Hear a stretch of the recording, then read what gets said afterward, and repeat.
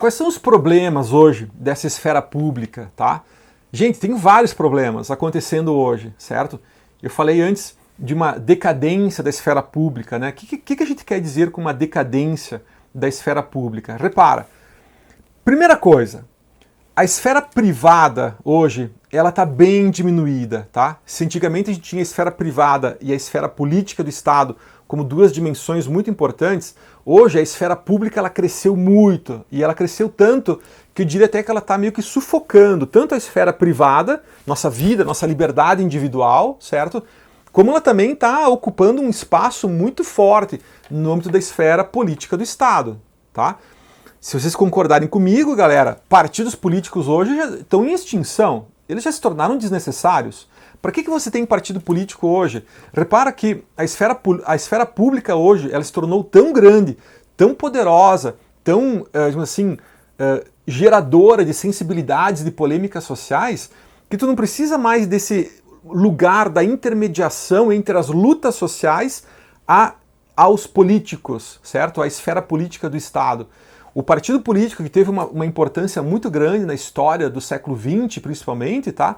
Cara, ele está se tornando cada vez mais necessário, porque hoje tu pode ter um representante político da nação e ele tem direto uma conexão com a esfera pública, ele não precisa mais do partido político, entende?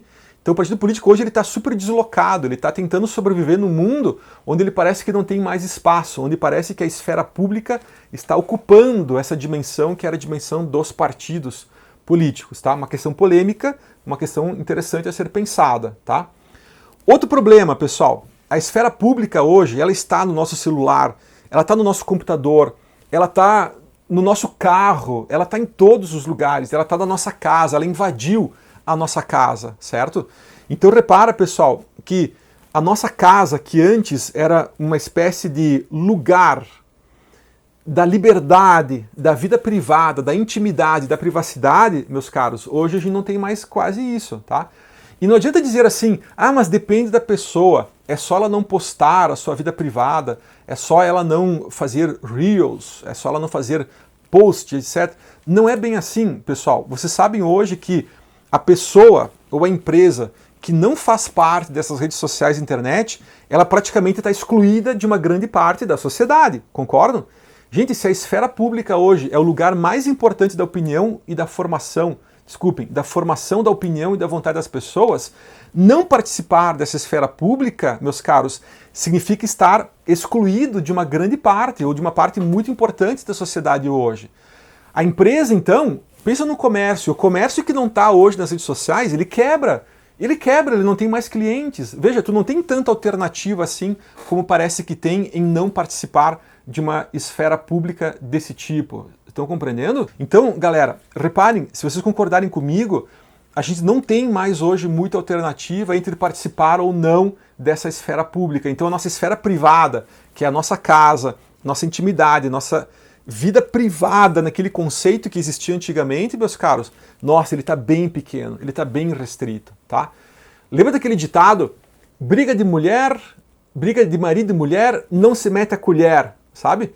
Antigamente a gente pensava que o que acontecia dentro da casa era um problema da família, ninguém se metia naquilo. Hoje não. Hoje a gente chama o conselho tutelar, se a gente ouvir, se a gente tiver indícios ali de maus tratos contra as crianças. A gente chama a polícia se a gente escutar situações que envolvem maus tratos ou descasos com idosos. A gente chama a polícia se a gente perceber que há maus tratos ou algumas questões ligadas aos animais domésticos, por exemplo, tá? Galera, reparem que a vida privada hoje ela está muito diminuída. E não estou dizendo se isso é bom ou ruim. Estou falando, isso é uma transformação muito importante que aconteceu, tá? Então nós temos uma diminuição da esfera política e uma diminuição da esfera privada também, porque essa esfera pública ela cresceu bastante. Uma esfera pública que a gente nem percebia, né? Que ela iniciou talvez como uma categoria genuinamente burguesa, lá dos clubes, né? Do início da modernidade, pessoal, e hoje ela ocupa, né, um espaço muito proeminente assim, na dimensão política da nossa comunidade, certo? Outro problema interessante da esfera pública, galera, que vai gerar essa decadência, tá? É que quem domina a esfera pública domina praticamente toda a opinião pública, certo? Quem comanda a esfera pública, meus caros, comanda quase que um país inteiro, comanda a opinião pública de um país inteiro. E os meios de comunicação hoje, meus caros, vocês sabem, no Brasil, eles são comandados por um grupo muito restrito de pessoas. São praticamente 5 famílias que comandam sozinha toda a comunicação de massa do Brasil, tá? E é muito fácil formar um cartel com 5 pessoas, concordam? Tá? E aí vem a internet, né? E aí o pessoal fala assim, a internet agora democratizou, né, a informação, a formação da opinião e da vontade das pessoas, porque agora qualquer pessoa pode publicar na internet, qualquer pessoa pode dar a sua opinião, né, pode produzir informações, etc. Só que vocês sabem que também não é bem assim, né? As redes sociais e a internet, elas trabalham com base na publicidade, na propaganda. Então o objetivo de uma rede social não é exatamente emancipar o sujeito, não é produzir informação imparcial, de qualidade, aquela coisa, né? Na verdade, a intenção, né, principal das redes sociais é o lucro, é ganhar dinheiro. Então elas ganham dinheiro mantendo as pessoas o máximo de tempo possível vendo a sua publicidade, vendo as suas informações. Então usa a informação das pessoas, certo? Para vender as publicidades e essas outras questões, esse outro tipo de material, né? Que é a grande, digamos assim, a mais-valia, né? Dessa forma de comunicação de massa, tá? E aí, meus caros, nós temos uma baixa qualidade da esfera pública, certo?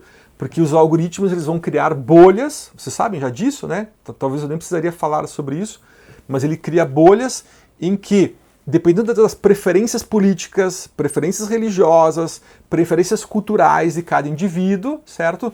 Esse algoritmo ele vai te manter dentro de um ambiente digital em que o mundo inteiro é apenas aquilo que confirma o que você já sabe. Então não é um ambiente virtual que vai te desafiar ao debate, a ter uma ideia diferente, a entender um ponto de vista diferente. Não, ele quer confirmar, na verdade, que aquilo que você sabe é o que todo mundo já repete, percebem? Ele confirma que o mundo inteiro pensa como você, certo? Então, galera, isso acaba, né, com a qualidade de uma esfera pública, certo? Porque o que define uma esfera pública é justamente esse lugar para a troca de ideias, para a formação da opinião e da vontade. É uma ideia muito próxima daquele conceito mais contemporâneo de democracia, né? Um espaço para diálogo, para debate, para trocar ideias, para conhecer outros pontos de vista, para se colocar no lugar do outro, entendem? Só que as redes sociais e a internet, elas não fazem isso, galera. Pelo contrário, elas não te colocam no lugar do outro, elas te colocam exatamente no lugar que você quer estar, tá? E ela vai reproduzir, né, uma relação baseada nas suas próprias preferências, certo? Então esse é o segundo grande problema da qualidade da esfera pública hoje, tá? E o terceiro problema, pessoal, esse já foi Habermas que identificou esse problema da decadência, é a questão de que a esfera pública ela vai ser dominada por uma lógica instrumental e estratégica baseada na economia, baseada no lucro, tá? Então tu vai ter, por exemplo, olha o campo das universidades, né? Tu tem as universidades que são muito boas hoje competindo com universidades que só buscam o lucro, que vão, digamos assim, manter os seus alunos em esquemas conceituais, em receitinhas, em apostilas preparadas para você aprender somente aquilo que é necessário para ter uma certa capacidade, uma certa habilidade, mas não tem mais aquela formação humanística, uma formação crítica, uma formação de quem sabe das coisas, entende? Tu tem hoje uma formação muito ligada a um tipo de conhecimento técnico e profissionalizante, tá? Isso é ruim? Não é necessariamente ruim, mas é pouco, entende? É pouco, tá? Claro que a pessoa vai pagar barato por uma mensalidade desse tipo, mas é pouco por um tipo de formação dentro daqueles ideais, né? Que a gente imaginava, assim, do pensamento liberal mesmo, né?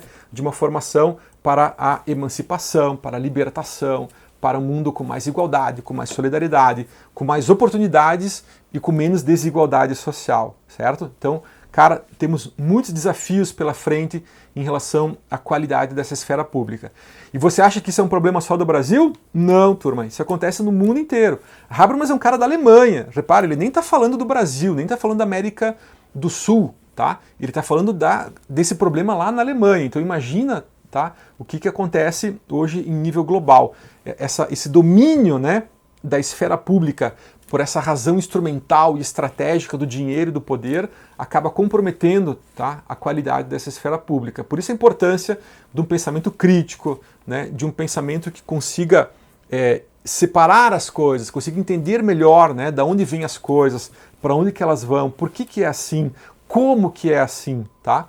Então, meus caros, espero que vocês tenham gostado desse vídeo, porque falamos aqui da origem do direito, do processo de formação do direito em relação à política. E o conceito de esfera pública se torna muito importante nessa relação, ok? Futuramente falaremos das origens que vêm da economia, da religião, da ciência, da moral, de outros sistemas sociais. Vocês vão ver que tem uma outra lógica, um outro processo de seletividade, porque como nós falamos no início, tá? A sociedade hoje ela é muito mais complexa. As relações não se dão apenas entre direito e política. Tu tem hoje direito e religião, direito e ciência, direito e economia, direito e a individualidade nas interações, tá? Tu tem uma relação hoje que ela é bem mais interessante e bem mais complexa. Contamos aqui uma das dimensões, né, dessa relação, que é super importante, mas não é a única, tá? Também existem outras que a gente vai falar mais adiante para vocês. Espero que vocês tenham gostado. Inscreva-se no nosso canal, compartilhe nossos vídeos, deixa seu like e até a próxima!